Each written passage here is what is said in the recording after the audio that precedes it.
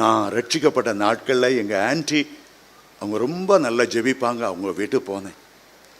அங்கே ஒரு ஸ்பெஷல் கூட்டம் நடந்தது. ஒரு ஸ்பெஷல் ஊழியக்காரனை அனௌன்ஸ் பண்ணாங்க. ஒரு பேசும்போதே அதிகமாக தன்னை தற்புகழ்ச்சியே பேசிகிட்டு இருந்தார். எனக்கு ஒரு 10 நிமிஷம் கூட கவனிக்க முடியல. என்னுடைய உள்ளத்தில் ஒரு வார்னிங், ஆண்டவருடைய பெல் அடிச்சிட்டே இருந்தது, இந்த ஆள்கிட்ட ஜோமனை போவாதான்னு. பெருமை முழுக்க முழுக்க பெருமையாக இருக்கிறார் அவர். அட்டகாசம், நான் வானத்தை வில்லா வளைப்பனாக்கும், மணலை கயிறா திருப்பனாக்கும், இந்து மகா சமுதிரத்தை தாண்டுவனாக்கும் என்னெல்லாமோ சொல்லிட்டு இருந்தார். எல்லாரும் வந்து நான் அங்கே அப்படி நடந்தோம் இப்படி அற்புதம் நடந்தோன்னா எல்லாரும் போய் ஜோமனை போயிட்டாங்க. நான் மட்டும் வேண்டாப்பா இந்த ஆசாமி. எங்கள் ஆன்டி வந்து எனக்கு 2 அடி போட்டு ரொம்ப உரிமையா, வா உனக்கு என்ன பெருமை, எல்லாரும் வந்து ஜோமிடுறாங்க, வா வந்து ஜோமனிக்கன்னாங்க. வேண்டாம் வேண்டான்னு சொன்னேன். இல்லை இல்லை இல்லை இல்லை, அது எவ்வளோ வரம் பெற்றவர், எவ்வளோ சாட்சி சொன்னார் கேட்டியா, வானத்தெல்லாம் குதித்து 10 தடவை மேலே இங்கேயும் போயிட்டு வந்தாராம்.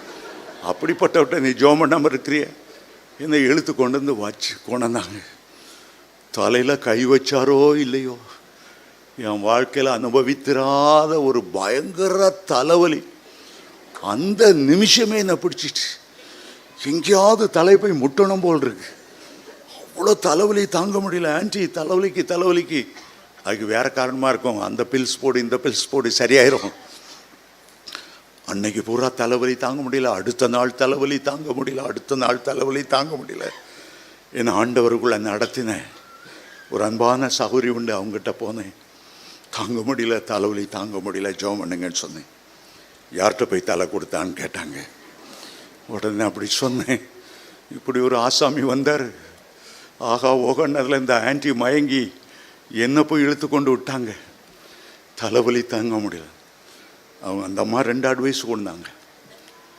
இனி யார்கிட்டையும் போய் அவசரப்பட்டு தரக்கூடாத, உன் உள்ளத்தில் இது உண்மையான தீர்க்கதரிசி ஒரு பரிசுத்தவான் என்று தெரிந்தால் ஒழிய உன் தலையை கொடுக்காது.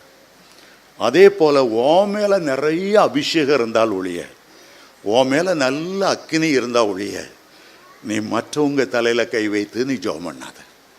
நீனும் தலையை கொடுக்காத. உனக்கு அபிஷேகம் இல்லைன்னா, அக்கினி இல்லைன்னா நீனும் மற்றவங்க தலையில் கை வைத்து ஜெபம் பண்ணாத. 30 வருஷமாக அந்த ஆலோசனை எனக்கு பிரயோஜனம் உள்ளதாக இருக்கு.